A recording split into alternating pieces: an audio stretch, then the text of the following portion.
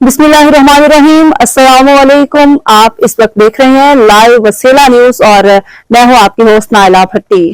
तो आइए देखते हैं आज की ताज़ा इलाकाई खबरें। बहावलनगर से अपडेट करते लाइव वसीला न्यूज की खसूसी नशरियात के मुताबिक साबिक सूबाई वज़ीर और शहज़कात मियाँ शौकत अली लालिका जोया की फर्जंद मियाँ इनाम बारी लालिका जोया की अपने सोशल मीडिया टीम ग्रुप के नौजवानों से मीटिंग, तमाम शरीक मेंबर से उनके इनफरादी इज्तिमाई मसाइल सुने।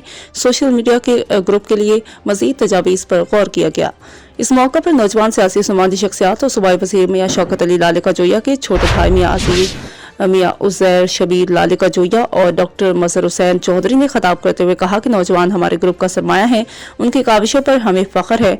अपने वर्कर्स, वोटर, सपोर्टर्स को मायूस नहीं करेंगे। हल्का PP 238 में रिकॉर्ड तरक्याती मनसूबों पर काम जारी है।